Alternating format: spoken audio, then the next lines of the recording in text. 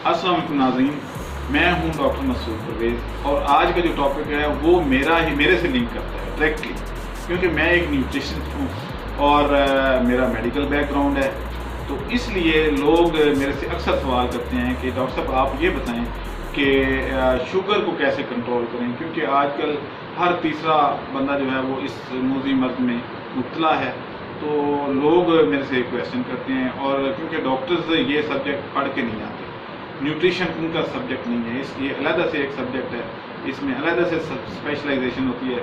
اور اب تو بلکہ یہ ہے کہ ایک پراپر بیچلر ڈگری جو 4 سالہ ہے وہ آفر کی جا رہی ہے مختلف یونیورسٹیوں سے، جیسے لاہور یونیورسٹی ہے یہ اس طرح کی دوسری.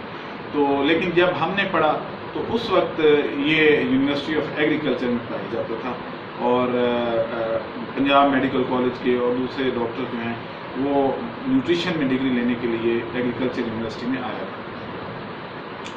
اب اپنے ٹاپک پہ آتے ہیں کہ یہ جو شوگر کو ہم خوراک کے ذریعے کیسے کنٹرول کریں. اس کی جو ہے میں آپ کو کنسیپٹ سمجھا دیتا ہوں، آپ کو بلکہ آپ یوں سمجھیں کہ آپ کو ڈاکٹر بنا دیتا ہوں. اس میں یہ ہے کہ آپ کو بیسک نالج جب آ جائے گا تو پھر آپ کو ہر چیز کے بارے میں سیکھنا آسان ہو جائے گا، پڑھنا آسان ہو جائے گا. اس میں ایک ہی سائنس انوالو ہے، وہ یہ ہے کہ جو گلوکوز کنٹینٹس ہیں یا کاربوہائیڈریٹس ہیں ان کو ریڈیوس کر کے ہم شوگر کو کنٹرول کر سکتے ہیں. ایک طریقہ تو یہ ہے. دوسرا ہے کہ ہم گلوکوفیج جیسے ہے اس طرح کے جو ہیں وہ دوائیاں استعمال کریں. اور تیسرا جو ہے وہ انسولین آ جاتی ہے. تو انسولین جو ہے وہ لاسٹ آپشن ہے. شروع میں ہم اس کو ڈائٹ کے ذریعے کنٹرول کر سکتے ہیں. اب ہماری جو ڈائٹری ہیبٹس ہیں وہ بیسکلی اس کے لیے رسپانسبل ہو رہی ہیں، کیونکہ ہم گھی کا بے شمار استعمال کرتے ہیں، چینی کا بے شمار بے بہا استعمال ہوتا ہے. یعنی جتنی مٹھائی کی دکانیں پاکستان اور انڈیا میں ہیں پوری دنیا میں اتنی نہیں ہوگی. اگر ان دونوں ملکوں کی مٹھائی اکٹھی کر لی جائے تو باقی پوری دنیا اتنی مٹھائی نہیں کھاتی جتنا انڈیا اور پاکستان کے لوگ کھا جاتے ہیں.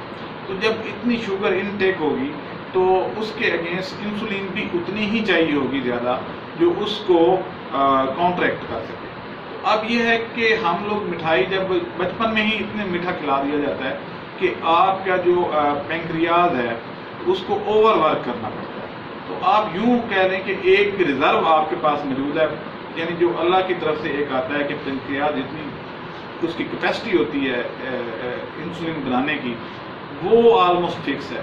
یعنی اگر آپ زیادہ استعمال کر لیں گے تو جلدی شوگر ہو جائے گی، اور اگر آپ آہستہ آہستہ استعمال کریں گے تو وہ زیادہ عرصے کے لیے کام کرے گی.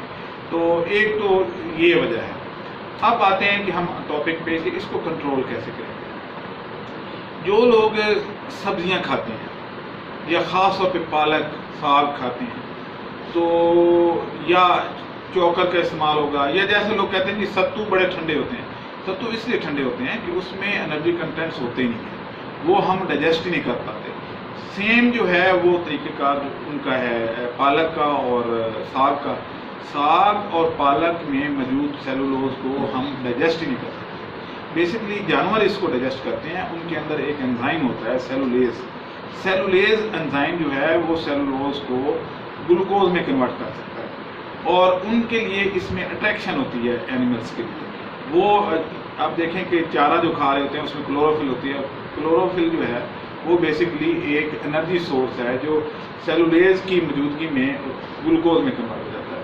اب یہاں پہ ایک دلچسپ بات آپ کو سمجھا دوں کہ آپ نے دیکھا ہوگا کہ اگر آپ نے کاٹن کا سوٹ پہنا ہوا ہے اور آپ دیہات سے تعلق رکھتے ہیں، پیور کاٹن کا سوٹ اگر ہوگا تو وہ بکری اس پہ چپٹتی ہے، اس کو کھاتی ہے. بیسکلی کاٹن 100% سیلولوز ہے. اب سیلولوز ان کو اٹریکٹ اس لیے کرتا ہے کہ ان کو یہ میٹھا نظر آتا ہے کہ یہ چینی ہے، وہ اس سے گلوکوز حاصل کر سکتے ہیں، اس لیے وہ آپ کے کپڑے کو کھاتے ہیں. تو اسی طریقے اب انسان کاٹن نہیں کھا سکتا، نہ ہی اس کو ڈائجسٹ کر سکتا ہے. اب یہ ہے کہ جو ساگ اور پالک ہے اس میں سے 99.9% چیزیں جو ہیں انرجی وہ ویسٹ میں چلی جاتی ہے، کیونکہ وہ فائبر پہ بیسڈ ہے یا سیلولوز پہ بیسڈ ہے. تو وہ ہمارے باڈی کو سپورٹ نہیں کرتے. آپ جتنا کھاتے ہیں اتنا ہی نکال دیتے ہیں. اس میں سے جو 0.1% آپ ڈائجسٹ کرتے ہیں وہ منرلز ہیں یا آپ کے वाइटामिन हैं, तो इनको आप डाइजेस्ट करते हैं, एनर्जी आप वहाँ से नहीं ले सकते। तो इसी तरीके से यही हाल सलाद का है और यही हाल चोकर का है।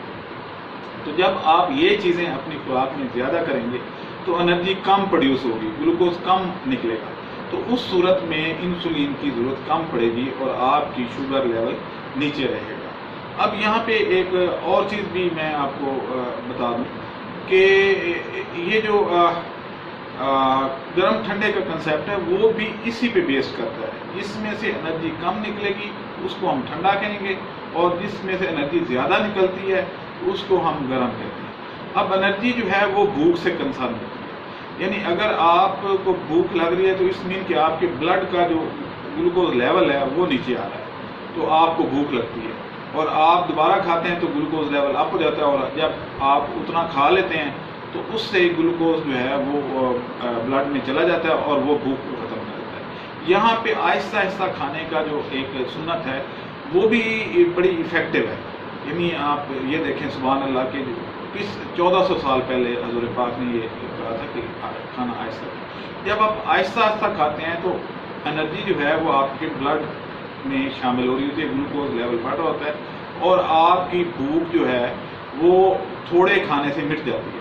जब आप स्पीड से खाते हैं तो उस वक्त क्या होता है कि आप एकदम से एनर्जी ठोंस लेते हैं और वो एकदम से जब रिलीज होती है तो आपकी ज़रूरत से ज़्यादा हो जाती है, यानी वो भूख तो ख़त्म करेगी लेकिन उस वक्त तक आप ओवर ईटिंग कर चुके होते हैं और उस सूरत में आपकी जो है वो एनर्जी लेवल या ग्लूकोज लेवल वो इतना अप हो जाता है जितनी आपको ज़रूरत नहीं होती उतनी नहीं। अब यहाँ पे जो है एक और चीज़ भी मैं आपको बता दूँ कि जो गंदम का आटा है ये जल्दी एनर्जी पैदा करता है, चावल उससे भी जल्दी, लेकिन मकई के आटे में एनर्जी तो बराबर है तकरीबन, लेकिन मकई का आटा खाने से ये कम्प्लेक्स कार्बोहाइड्रेट्स हैं, ये पहले टूटती हैं उसके बाद इसमें से जाके एक अगले स्टेप में आके तो इससे ग्लूकोज रिलीज होता है।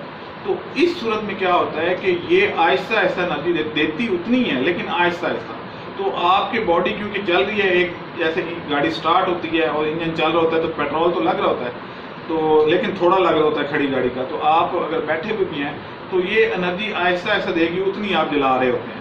तो इस तरीके से शुगर इससे मकई के आटे से कम जो है बढ़ती है और आपको ज़्यादा देर सपोर्ट करती है ये एनर्जी।